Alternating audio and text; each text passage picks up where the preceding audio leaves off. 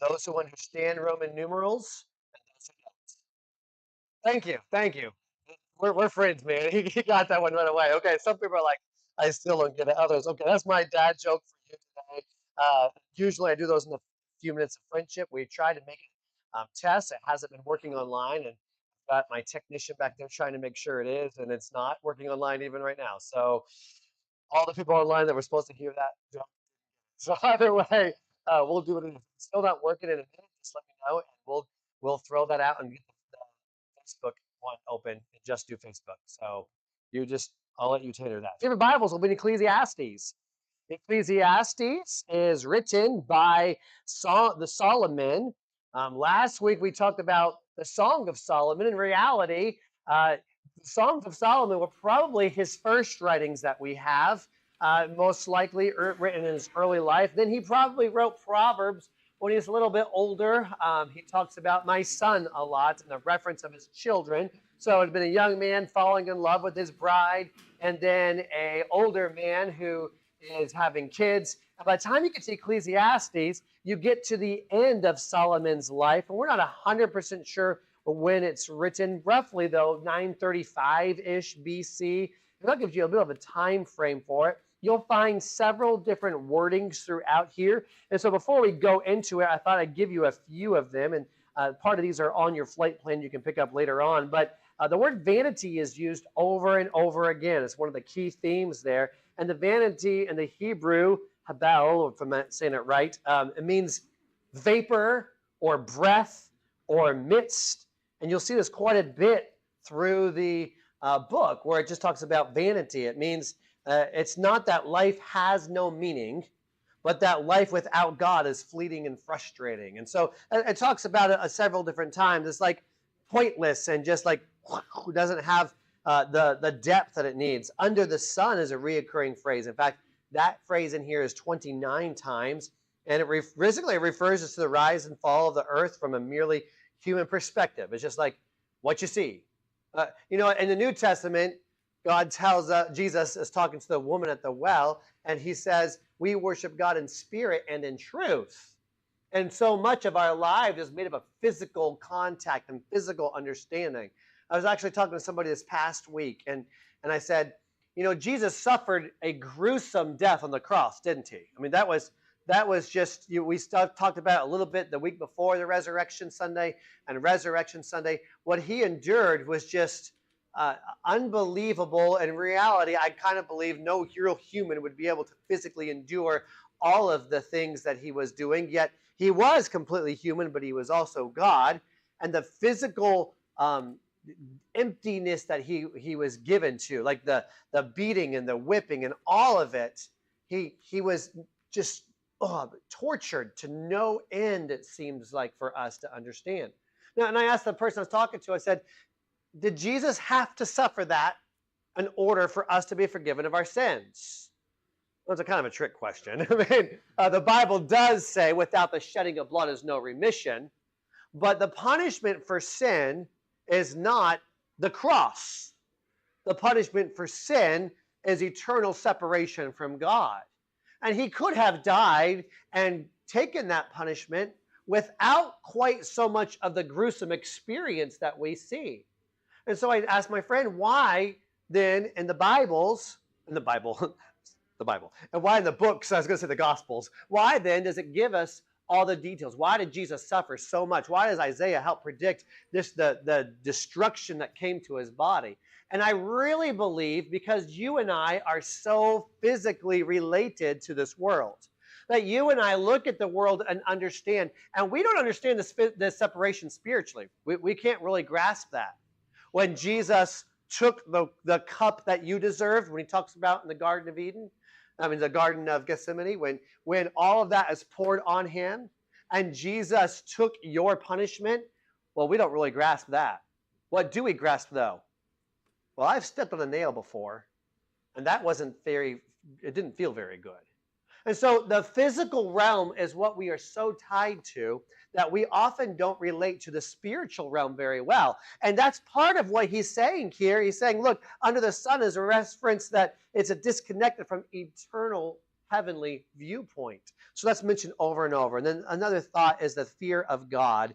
And that thread ties the whole book together in reality. And it's really true wisdom begins at acknowledging our accountability to God. So we're going to start with Ecclesiastes chapter 1, verse 1.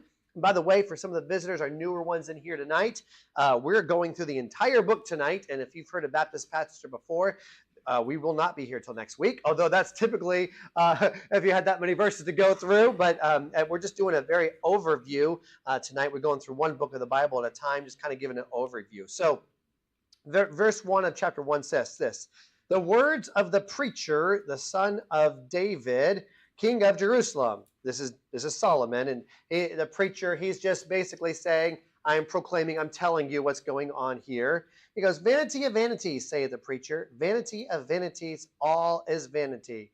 What profit hath a man of all his labor, which he hath taken under the sun? Again, there's that reference there. It shows this record of who he is, life apart from God, and all the searching for satisfaction.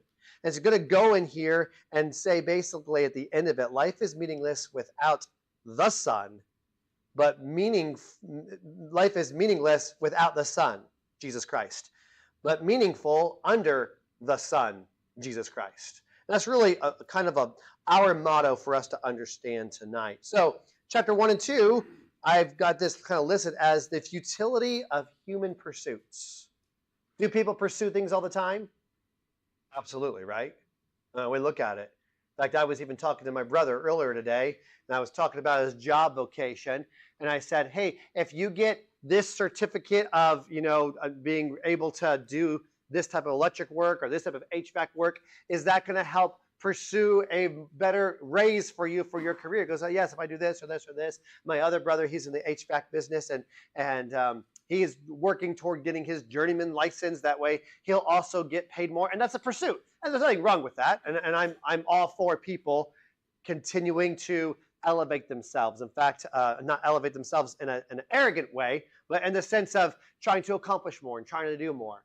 Next week, actually, Brother James and I are going to a healthy church conference, and the whole goal is for us to be better pastors and youth pastors, so that way we can help you guys be better. And so once or twice a year, I go to a different conference or two to try to help me be a better pastor for you, and for someone to preach to me a whole bunch and tell me how rotten I am. That way I can learn what I need to do to be a better speaker and a better pastor.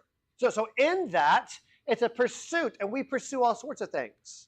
And there's nothing wrong with pursuits. There's nothing wrong even with financial pursuit. But when you make that your end goal, well, then you've got a different problem. There's a lot of things that seem lucratively beneficial, but there is a way that seemeth right unto a man, but the end thereof the ways of death. I'm often reminded of Proverbs 3, 5, and 6, which says, trust in the Lord with all thine heart. And we say that part, we say the whole part, but often we skip over or don't really focus too much on the next part. The next part is trust in the Lord with all thine heart and lean not unto thine own understanding. Because it's so easy for us to not trust, but rather to lean on what makes sense to us. Now, I've told you this before, but it's been a while, so I'll tell you again. Before I came here, I didn't know exactly what the church would be able to pay, but I knew a little bit about it, and so I didn't think it was going to be very much. And so I'd been looking at different places, and there was a church down in New Mexico. I was getting paid like this much. They wanted to almost double my salary plus a little bit. And so I thought, that seems lucratively wonderful. That makes sense. I could take care of my family. I'd be making very good money. I knew coming here, I didn't know exactly where it would be, but I knew it wasn't going to be what I was currently making. And I really weighed this around like, Lord, how could you possibly want me to go to Wichita, Kansas, when I could be in Tucumcari, New Mexico, and just looking at it, but I knew God wanted me here. Why is that? Because we need to make sure we trust in the Lord and not lean our own understanding. And there's a lot of times when financial decisions do not make sense from just our perspective. I'm going to tithe 10% of my money.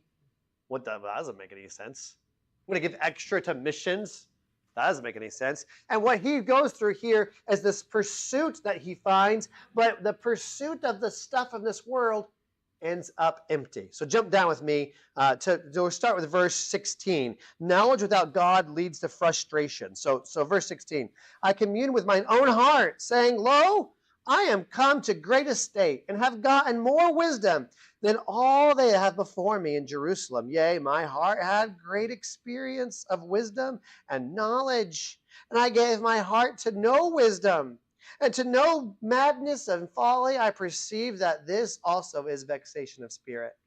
It's like, man, if you get a lot of wisdom and gain understanding, but it's all in your own limitation and your own understanding, well, what good does that do you? How good is your understanding and your little thread of life compared to God's vastness of knowledge and wisdom? Well, we don't know anything compared to God, right?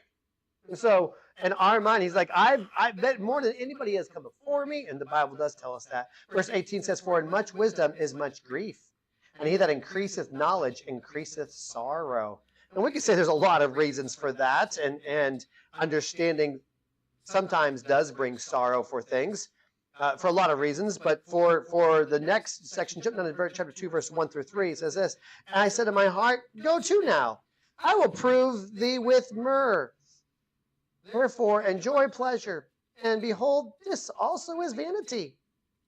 He really learned that the vanity of pleasure, the luxury, the laughter of labor, all of it doesn't mean anything. I said of laughter, it is mad, and of mirth, what doeth it? I sought in mine heart to give myself unto wine, yet acquainting mine heart with wisdom, to lay hold of folly, till I might see what was that good for the sons of men, which they should do under the heaven all the days of their life. And so he's going through, he's like, what would be good for us to have? Working hard, the achievements, all of these things. No, it doesn't have any lasting results. How many of you like to have friends over for, supper or something like that? How many of you are like introverts? Please never open my door. We wouldn't know because you won't raise your hand. But regardless, wherever you are, you usually look at things that make you laugh and enjoy laughter, and it's great. Maybe you like a funny movie now and then. I know when we were kids and we were sick, my mom would always try to find something to make us laugh because she said, laughter is good like a medicine and it'd be good for you to laugh. And those are not bad things, but they're fleeting moments. They have no end depth. And so he's going through, he's like, nah, this doesn't really actually help you out. Even vanity of work, achievements fade. Jump down to chapter 2, verses 18. It says, yea, I hated all my labor, which I have taken unto the sun, because I should have it unto the man that shall be after me. It's like someday someone else is going to come before me and they're going to enjoy it. And you know what? All this work that I've done, this beautiful palace that he's made, all the different gardens and everything. If you study Solomon's life, you'll find out, man, he was filthy rich. And so he had all sorts of work done, and he had all sorts of things built, and it was beautiful and magnificent. And now he's at the end of his age, he's walking around, he's like, yeah, who cares? What good does that do?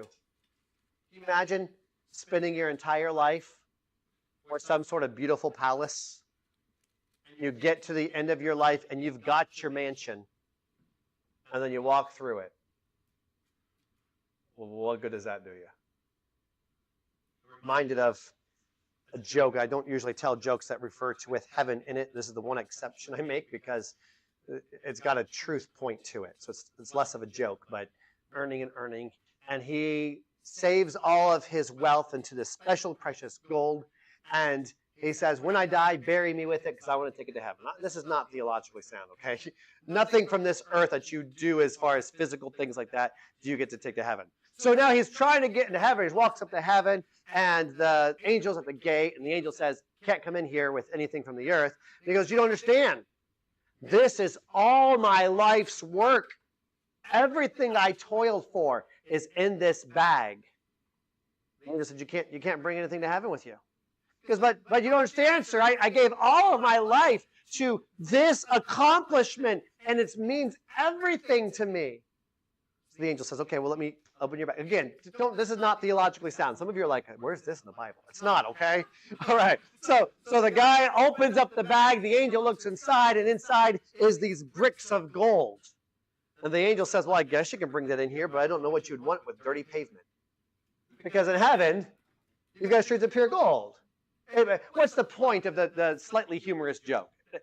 Man, what a waste for your life. Because the things that you think might be valuable in this world have no value whatsoever when you think of eternity. What does matter, we'll get to in a moment. You can have everything money can buy, but still be left empty inside. Read verse 11 with me. Then I looked at chapter 2, verse 11. And then I looked on all the works that my hands had wrought, and on the labor that I had labored to do, and behold, all was vanity and vexation of spirit, and there was no profit under the sun. In chapter 3 through 5, it shows the frustrations of this earthly life. There's a time of every purpose, the God's sovereignty over time. And this we see sometimes, and this is humorous to me because sometimes people use this as, there's a time to heal, there's a time to kill, there's a time to eat, there's a time to drink, there's a time to weep, there's a time to cry. And they take it out of context a whole lot. I've seen this on on greeting cards of different types, Sometimes when someone dies and like, there's a time to die. I'm like, okay, you just really took that verse out of context. What he's saying is, sun goes up, sun goes down. Time happens.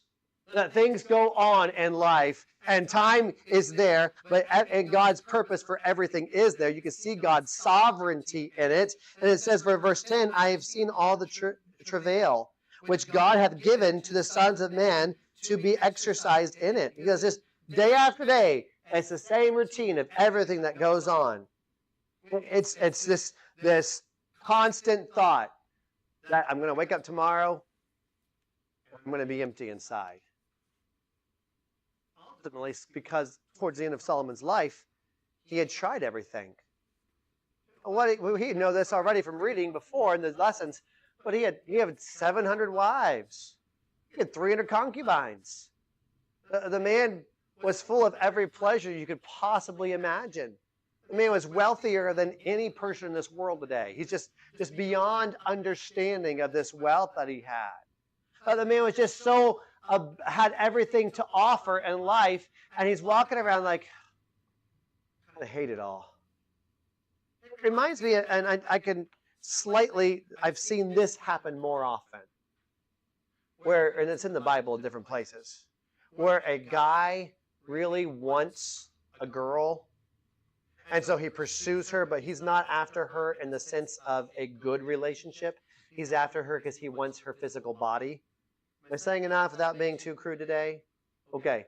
And then what happens is, once that, the guy pushes, and the girl thinks, oh, okay, I've had too many friends that this has happened with, where the girl's like, okay, I'll give in because he's not going to love me if I don't give in. And she gives him everything, and then he doesn't like her anymore, despises her.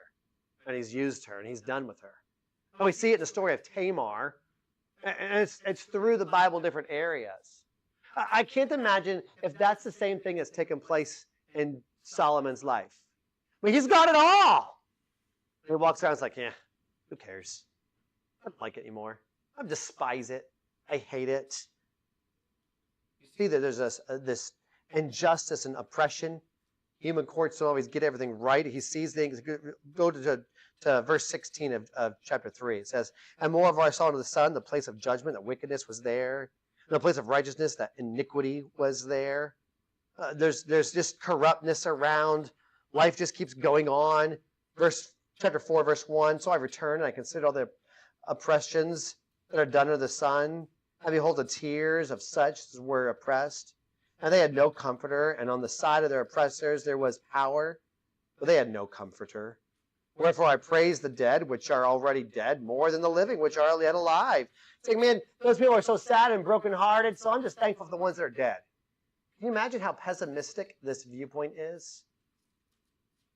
How many have ever seen Winnie the Pooh? Thank you. Okay, a few of you. Everybody knows what Winnie the Pooh is, right? I cannot stand Eeyore. I'm just like I remember being in 6th grade, and my dad was working longer someplace, and so I had nothing to do because he ended up working. I was supposed to go with him somewhere, and so I'm waiting at his work. He goes, well, you can watch. There's a few of these VHSs. A VHS for the younger ones is this. Okay, I'm just teasing you. I'm sorry. So he gives me that, and there was like 2 selections. There was a Tinkerbell or Winnie the Pooh. I don't really feel like watching Tinkerbell. So I stuck Winnie the Pooh in. I'm like in 6th grade, so definitely very old compared to Winnie the Pooh. And I'm just, like, I'm getting angry at Eeyore on this show. Because every time he opens his stupid mouth, excuse me for being so blunt today, he's like, oh, I guess we ought to do it because it's going to mess up anyway. Life's going to blow up in our face. There's no point really. Might as well. But it's all for naught. It's just like, put a smile on your face. Like someone, I was going to say some things that probably would offend somebody. So anyway, someone eats Eeyore. Okay, he's really a stuffed creature. But you know what I'm saying? Like, get rid of Eeyore. Be done. And there's where Solomon is. He's like the walking Eeyore, walking around like, life's all miserable. Life's terrible. Everything's vanity. And he's got this negative complex. See? You see in chapter 5, verses 10 through 12, the snare of even wealth. He that loveth silver shall not be satisfied with silver. By the way, it's not wrong to have money. It's wrong to love money. And I'm really glad it's not wrong to have money because every American in this room right now is of the most wealthiest in the world. Like, well, I know, I'm not near as rich as, you name it, Elon Musk. Well, duh. Okay. If you were, you should have tithed more already. So that's a side point. Okay, so he's definitely not as rich as Elon Musk. We understand that. But you're going to go home in a vehicle. You know what most of the world's dream is? That much of the world has this great dream that they think they'll never be able to obtain. Like, if only I could have and possess a bicycle. That's like their dream. That'd be like an unobtainable dream for them. You go to my garage right now, we have more bikes than we have kids. Because they grow out of them, and then we get a new one for the next size up, and we still got the smaller size for the next kid, and then we don't know what to do with the smallest one. So it's like this cycling, pun intended, over and over again of all of the bikes going in and out. We are just so blessed. Hey, so he says, silver, someone who's desirous, where's my verse? Verse 10 of chapter 5. He that loveth silver shall not be satisfied with silver. Nor he that loveth abundance with increase. This is also vanity. When goods increase, they are increased that eats them. You have more, and guess what? More is going to be taken away from because there's more things that take. You have one car, and then you think, man, I've got to have a second car. Well, now I've got double insurance.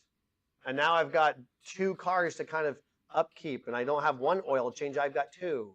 And on it goes with life. And what good is there of the owners thereof, saving the beholding of them in their eyes? Like, there's no good of it. The only good that comes up is like, wow, look at that, I've got that car. Eventually, it depreciates. Eventually, it rusts. Eventually, the engine dies. Eventually, it gives up. There's frustration in all of these. In chapter 6 through 8, you see the folly of human wisdom. You see life's limitations. Chapter 6, verse 11 through 12. We'll start at verse 9 of chapter 6. Better is the sight of the eyes than the wandering of the desire. This also is vanity and vexation of the spirit. That which hath been is named already, and it is known that it is man. Neither may he contend with him that is mightier than he, seeing there be many things that increase vanity. What is man the better? For who knoweth what is good for man in this life? Well, I can tell you that.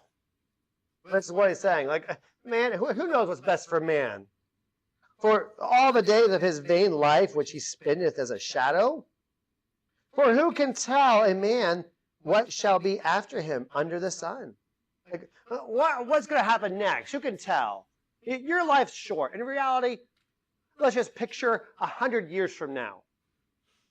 If the Lord tarries and 100 years takes place and the world's, just 100 years further on, more than likely, no one's going to know your name. Think about it through all the past history. But we have different people we know, but a very, very small fraction of them do we actually know. There's how many people fought in the Civil War whose names have been forgotten? We have a few, but most know. How many people do we know that fought for Alexander the Great? I mean, maybe a historian or two. I don't really know how to study this out. But you get my point.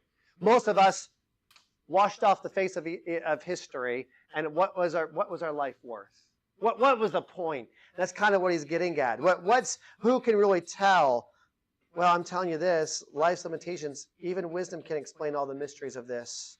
The way that the world is, wisdom doesn't get it. The problem of evil, and sometimes the wicked prosper. So jump over to chapter 8. We'll come back to 7 in just a moment. But jump to chapter 8. We're going to read verse 12 through 14 first of chapter 8.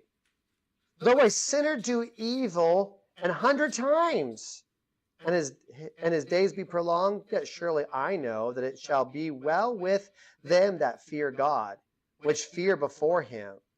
But it shall not be well with the wicked, neither shall he prolong his days, which are as a shadow, because he feareth not God. Sometimes the wicked prosper even, but it's temporary. He kind of goes through that. And here's some practical wisdom. Look at chapter 8, verses 2 through 5. I counsel thee to keep the king's commandment, and that in regard of the oath of God. Be not hasty to go out of his sight, stand not in the evil thing, for he doeth whatsoever pleaseth him. Where the word of a king is, there is power. And who may say unto him, what doest thou?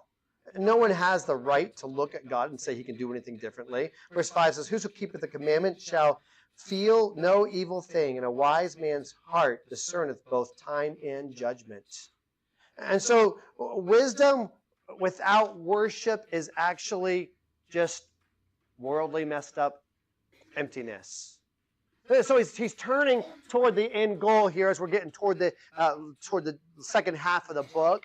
And he starts to reference, vanity about vanities. Your life is short. What's going to happen after you die? All these things are true. You're not going to know. There's wicked prospering. And yet, those that actually worship and serve God, there is an end that's better for them.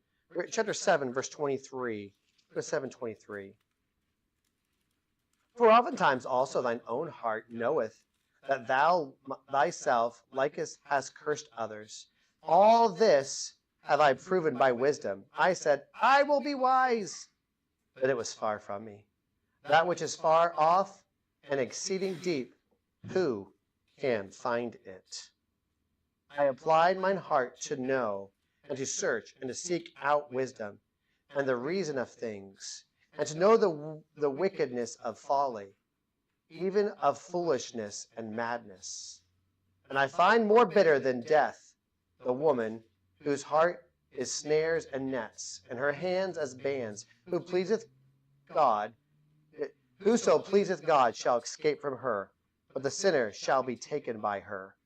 All the desire of your heart to find and to understand and to grasp the things of this world make you end up realizing this. This world is short.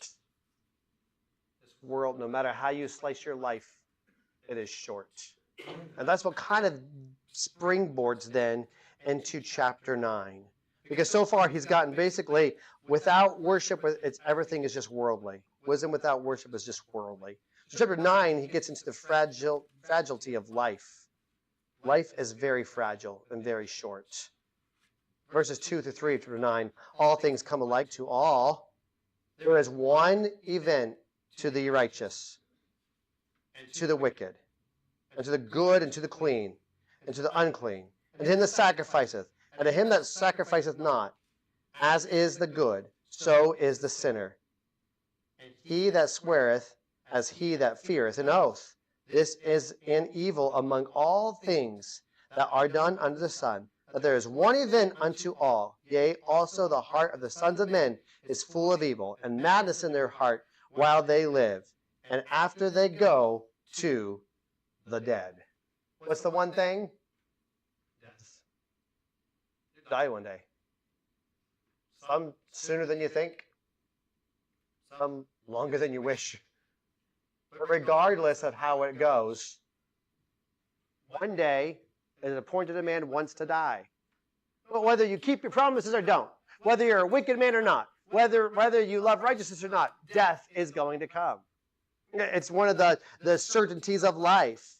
Death comes to all. In verse 11 and 12 with me, it says, I returned and saw under the sun that the race is not to the swift, nor the battle to the strong, neither yet bread to the wise, nor yet riches to men of understanding, nor yet favor to men of skill, but time and chance happeneth to them all. Every one of us. Everything is the same in the reality of the 24 hours that you get. And then one day, it's your last day. Your life is short. So, first off, enjoy some of the simple things. So verse 9 of chapter 9, live joyfully with a wife whom thou lovest of the days of thy life and thy vanity, which he hath given thee under the sun, all the days of thy vanity. And again, remember, vanity in that sense is just a short period, this breath that we have. For that is thy portion in this life, and that thy labor which thou takest under the sun. Whatsoever thy hand findeth to do, do with thy might. For there is no work, nor device, nor knowledge, nor wisdom in the grave, whither thou goest. Hey, one day you're going to die, so while you've got life in you, while you've got air in your breath, or in your lungs, just live for the Lord. Do what you're supposed to do. Enjoy the simple things of life with gratitude. Jump down to verse 11, chapter 11, verse 9. Chapter 11, verse 9. It says this. Rejoice, O young man, in thy youth, and let thy heart cheer thee in the days of thy youth, and walk in the ways of thine heart in the sight of thine eyes. But know thou that for all these things God will bring thee into judgment. Therefore remove sorrow from thy heart, and put away evil from thy flesh, for childhood and youth are vanity. So he's walking through here, and he's saying in your life that you have, you've got all of these different aspects of life in your youth and what you're doing. Enjoy the simple things, but do it with an intention that it's from God and not because of yourself. It's not like you've got the options of it. It's not like you've done it, but it is from God. Cast your bread upon the waters. Invest in your life and other purposes other than you. That's really what that means. Chapter 11, verse 1, cast thy bread upon the waters, for thou shalt find it after many days. That's an expression they would use where they would actually plant seed by throwing it in the river, and the river would carry it down, and then it would plant it in different places. It's a idiom expression that they would use. Give portion to 7 and also to 8, for thou knowest not what evil shall be upon the earth. If the clouds be full of rain, they empty themselves upon the earth. And if the tree fall toward the south or toward the north, in the place where the tree falleth, there it shall be. I always think that's a hilarious verse. Like, the tree falls in the north or falls in the south, that's where it's going to be. Like, I used to say, wherever you are, or wherever you go, that's where you are. Like, anyway, so he's saying this is often a reference of investing, and don't wait for the perfect weather to obey God. Like invest in your eternity. Know that what you're doing in your life matters for eternity. And it's not like you need to say, okay, I'm going to wait till it's just right. He that observeth the wind, that's verse 4, shall not sow, but he that regardeth the clouds shall not reap. He's like, it's windy, so I'm going to wait till another day to plant the seed. He says, no. Don't wait around to do what you know you're supposed to do. Plant and follow and do what I want you to do. So then you have basically the final chapter report. And this is kind of like the conclusion of the whole thought process through it. And it says, chapter 12, verse 1, remember now thy Creator, the days of thy youth, while the evil days come not, nor the years draw nigh, when thou shalt say, I have no pleasure in them. He's basically this. He's remembering back when he was younger. He's remembering some of the drive, some of the joy that he had. He's remembering some of the pleasures that were there in a good sense. He goes, now I'm old. And then he gives a description of an old man. And he says this, while the sun or the light or the moon or the stars be not darkened, nor the clouds return after the rain, and the day when the keepers of the house shall tremble. These are all poetry sayings. The keepers of the house, most people think, refer to the hands that do everything, and they tremble, they shake. The strong men shall bow themselves. Then most people refer to the legs, where they're no longer strong towers that can able to do, but suddenly, you ever see somebody who's quite old who doesn't walk very straight anymore? I'm not looking at anybody's face right now. So anyway, the strong men shall bow themselves, and the grinders cease because they are few. They don't have as many teeth. There's a few teeth left. It's the grinders. And those that look out of the windows are darkened. What would that be? Yeah, your eyes. Some sort of cataract, some sort of eyes. You can't see as well. Your eyes are darkened. And the doors shall be shut in the streets when the sound of the grinding is low. You ever hear somebody who's older who's also like, or maybe they're trying to chew some food and it's very, very just low. Anyway, and their ears, and the sounding of the street, their ears, and he shall rise up in the voice of the bird. They're very light sleepers. Everything wakes them up, sometimes because they have to use the restroom. And all the daughters of music shall be brought low. His voice is lower. So he's just referencing old age. He's like, look, when all these things take place, don't forget about when you're young. And you've got so much ability to do things. I remember back when I was young, that's what I was doing. Now, I have few teeth. Now, I don't stand up straight. Now, I don't hear very well. Now, my eyes are dimmer. Now, whatever it be, all these things take place. Verse 8. Vanity of vanities, say the preacher. All is vanity. Very short. Your life is just so short. And moreover, because the preacher was wise, he's proclaiming, he still taught the people knowledge. Yea, he gave good heed and sought out and set in order many proverbs. The preacher sought to find out acceptable words, and that which was written was upright, even words of truth. The words of the wise are as goads, and as nails fastened by masters of assemblies, which are given from one shepherd. And further, by these, my son, be admonished. Of making many books there is no end, and much study is a weariness of the flesh. So he's trying to give this imagery of the decaying and the ultimate conclusion, verse 13 through 14. It gets to the words of the truth that are there. He's saying, I want you to know some truth here. Let me tell you. Here I am in my older age. Look, you can study forever. There's no end to books. There's no end to study. There's no end to knowledge. There's no end to all these things. But let me tell you what's important. Verse 13. Let us hear the whole conclusion of the matter. Fear God and keep his commandments. This is the whole duty of man. For God shall bring every work into judgment with every secret thing, whether it be good or whether it be evil. So here's Solomon going through this whole book. And he says, man, you can pursue a lot. And I've pursued it. I've tried it. I've had the wives, the women. I've had the wealth. I've had the fame. Solomon was known throughout the whole world. I mean, people came from all over the place. And you know what's interesting to me, and I'm going to just reference it instead of turning there for the sake of our time tonight. But Solomon, when he's very young, he goes to God and he offers all these sacrifices. And God comes to Solomon in a vision and says, Solomon, what would you ask for? What we would always say is, oh, he asks for wisdom. That's not what he asks for, though. When Solomon is brought before the Lord and the Lord asks him, what would you like? He says, Lord, give me an understanding heart. And that understanding heart actually is the same word as Shema in the Hebrew, which means to listen to you. It means to listen. Hear, O Lord, the Lord your God is, hear, O Israel, the Lord your God is one God. That's what the Shema that they read is. Why? Because it starts off the word hear. A lot of the Israel's passages would start off with They'd call it whatever based off the first word in it.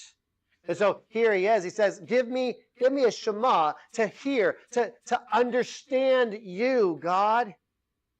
And God says, oh, because you've asked this, I'm going to make you wise. I'm going to give you riches, and all these wonderful things are going to take place in your life. And when Solomon's ear was turned to God, oh, it was wonderful, wasn't it? He had a great life. But then his ear, his desires, turned not from serving the Lord, but to everything this world had to offer. To other ladies that came into his life, which, by the way, part of the reason God said, don't marry outside of outside of Israel. Don't marry outside of who believes in Yahweh, because they'll turn your heart away from me. And that's what happened.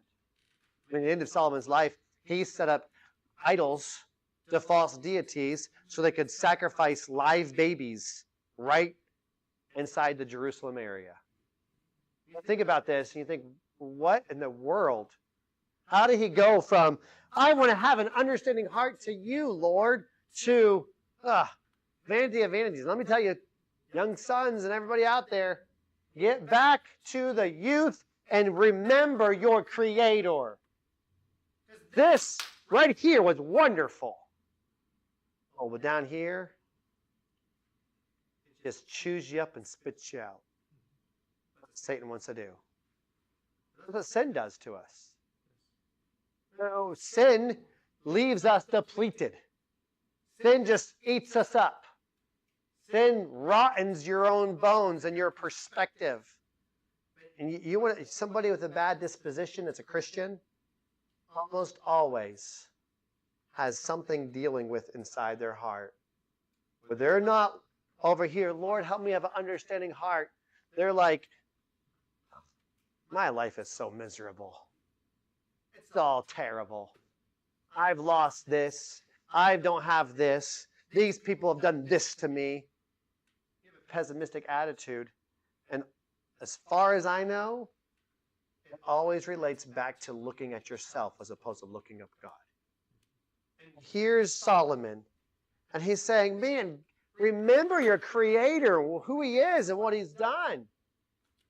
And if you're young, do it right now, because then you don't have to go down all this path over here.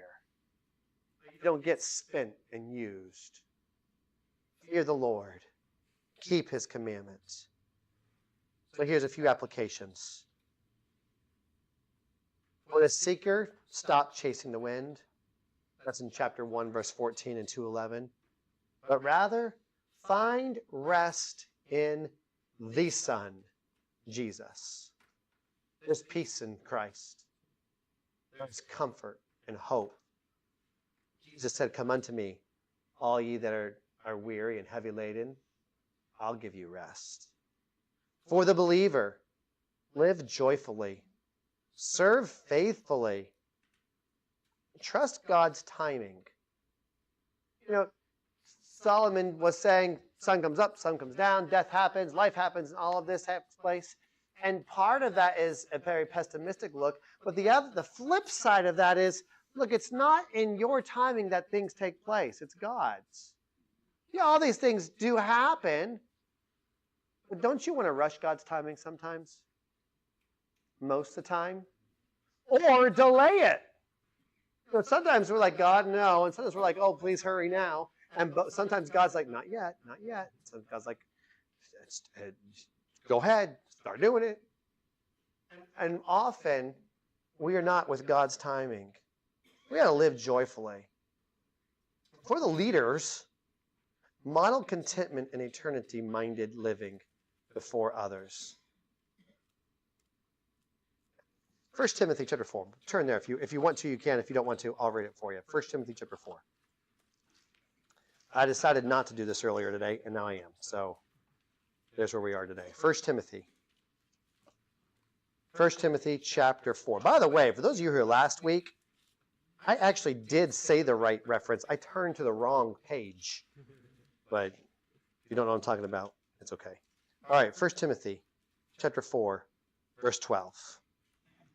Let no man despise thy youth, but be thou an example of the believers in word and conversation and charity and spirit and faith and purity. Till I come, give attendance to reading, to exhortation, to doctrine. Hey, remember in your youth? Remember how I said this? In the days of your youth? Remember your Creator? Don't be just letting someone despise your youth in the sense of you're young. When I first became the pastor here, I had a lot of people say, you're kind of young to be a preacher. Like, really? Where does the Bible tell you how old you're supposed to be? Because I wanted to find out, and no one ever could tell me that. So here's the thought. Just realize, man, life is short. The joy of life is not longevity. The joy of life is being used for God. God, fill me and use me. I'm not worried about what I can obtain. I want to do what you want me to do. Guarantee you, I could give you example out of example in my past where I knew what God wanted me to do, and I didn't do it, and I wish I had. And I did do it, and I'm so thankful and grateful that I did.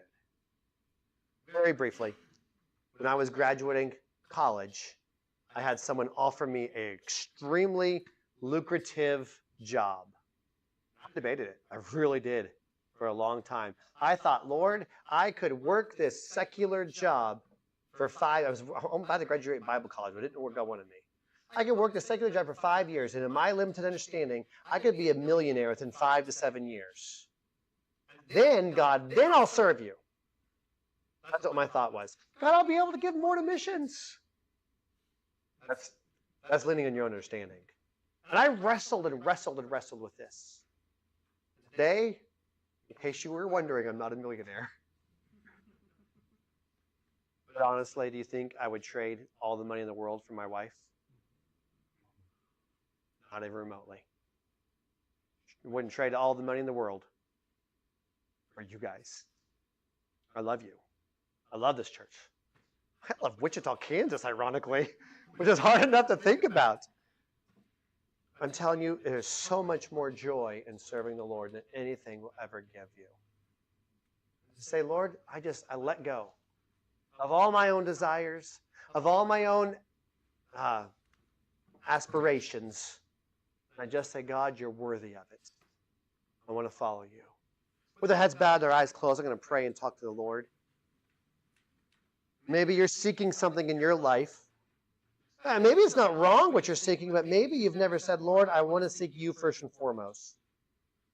How close is your ear to hearing who God is? Pray out loud. You pray in your heart. Maybe some of you are listening online. And as you're online listening, you can say the same thing. Lord, help me to seek you first. Dear Heavenly Father, I thank you that we are able to just seek you and that you want us to seek you. And that if we draw nigh to you, you will draw nigh to us. And I'm so grateful for that. Lord, I'm just so thankful that through our lives, all the things in this world mean nothing without you. I'm thankful for that because we can chase so many things that end up empty. And I don't want to end up empty. I want to end up just full because of who you are and what you've done. I thank you for this overview of Ecclesiastes. And I ask that people would this week read it out and study it and be a little bit sharper for you. We ask all these things in your Son's name, Jesus Christ. Amen. All right.